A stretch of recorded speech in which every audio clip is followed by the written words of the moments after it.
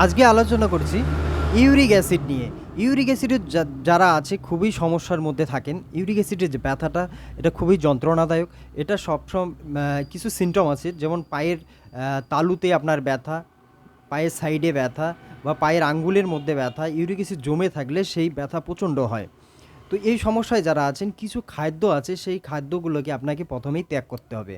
এখানে কি করবেন, আপনি প্রথমে যে খাদ্যগুলো ত্যাগ করবেন সেটা হচ্ছে রেড মিট, মানে মাংস জাতীয় খাবার আপনার খাওয়া যাবে না।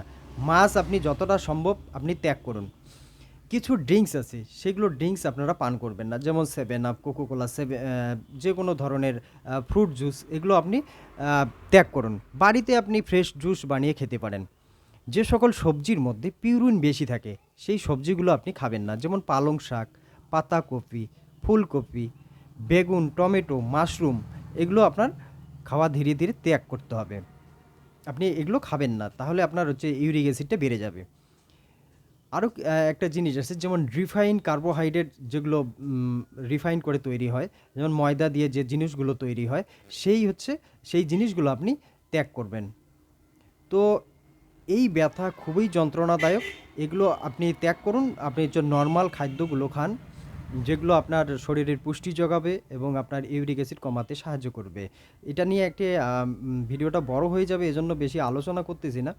তো হচ্ছে আপনাকে কিভাবে এর থেকে রিলিফ পাবেন, সে তার জন্য একটা আমি রেমেডি বলছি।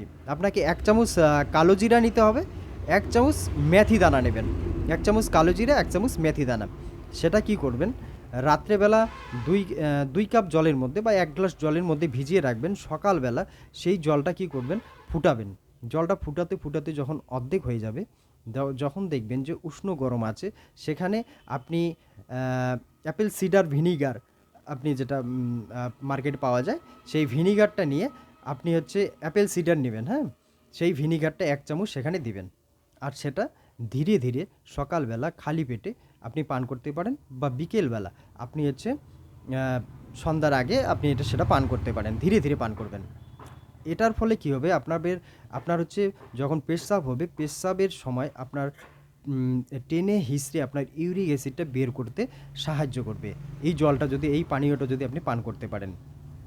তো হচ্ছে ছোট ছোট ব্যাপার, ছোট ছোট জিনিসগুলো যদি আমরা ব্যবহার করি, তাহলে অনেক রোগের হাত থেকে আমরা বেঁচে যাব। তো এই ছোট ছোট জিনিসগুলো আপনারা খুবই মনে রাখবেন, এবং হচ্ছে এগুলো যদি মানতে পারেন, অবশ্যই আপনার হচ্ছে যে সমস্যাগুলো আছে সেই সমস্যা থেকে সমাধান পেতে সাহায্য করবে। তো আমার যদি ভিডিও ভালো লাগে, আপনি অবশ্যই এখানে ফলো করে দিবেন। আর আমার ইউটিউব চ্যানেল আছে একই নামে, নবজীবন আয়ুর্বেদা হোম রেমেডি। সেখানে গিয়ে আপনি হচ্ছে একটা সাবস্ক্রাইব করে দিবেন। সেখানে আবার অনেক ভিডিও দেওয়া আছে, পুরনো ভিডিও আছে, সেই ভিডিওগুলো আপনারা দেখে নিতে পারেন। বিভিন্ন আপনি হচ্ছে রোগের ভিডিওগুলো সেখানে পেয়ে যাবেন। তো আজকে এখানে রাখছি, আবারও দেখা হবে নেক্সট ভিডিওয়।